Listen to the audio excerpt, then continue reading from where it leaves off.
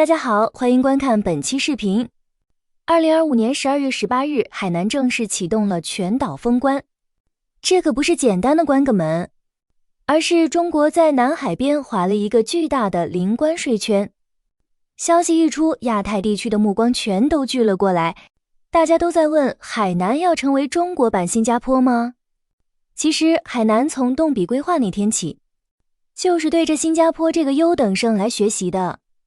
对于新加坡来说，家门口突然冒出一个这么大的自贸港，到底是来抢饭碗的，还是来送助攻的？今天我们就从新加坡的视角，深度复盘一下这场巅峰对决。这种竞争感虽然拉满了，但背后的逻辑可能比你想象的要精彩得多。那么咱们先从大家最关心的买开始聊起。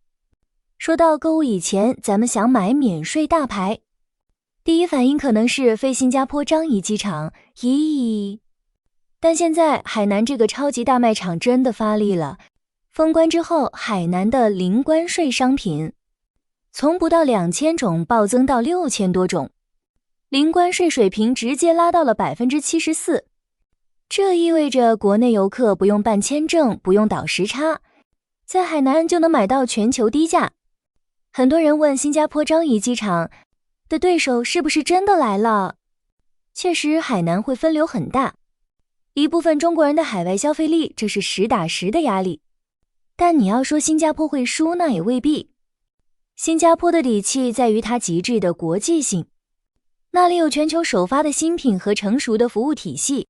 海南目前更像是服务于家门口的高性价比中心，而新加坡依然是连接全球的时尚风向标。不过购物只是表象，港口的博弈才是硬核。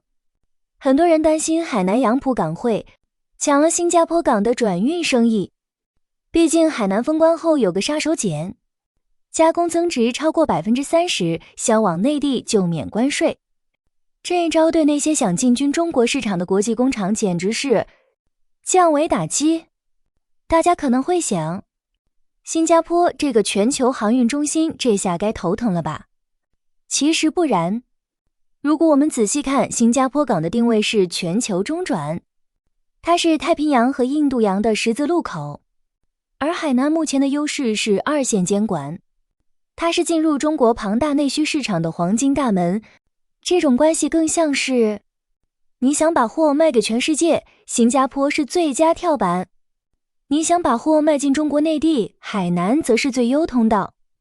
与其说是抢钱，不如说是分工不同。海南的崛起实际上是把中国这个超大市场的服务前移了。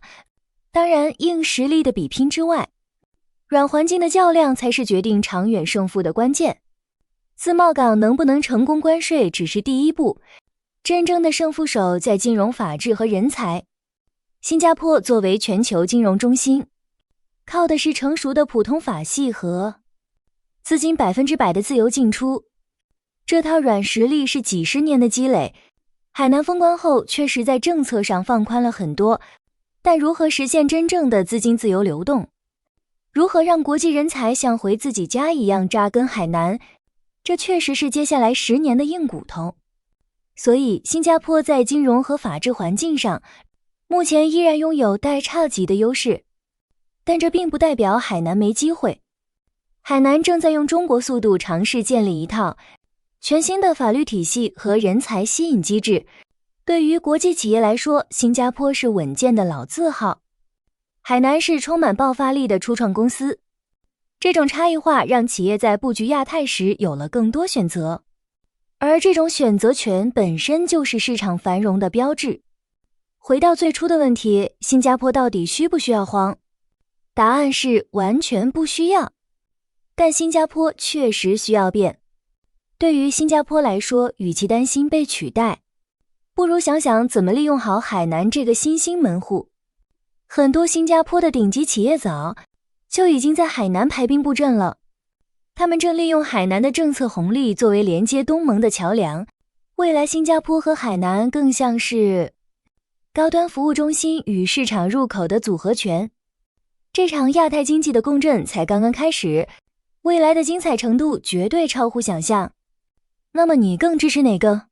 海南的免税购物天堂，还是全球化标杆樟宜机场？欢迎在评论区分享你的观点。如果你喜欢这条视频，请为我们点赞、转发、分享给你的家人和朋友。订阅我们的频道，打开小铃铛，感谢观看。我们下期视频再见。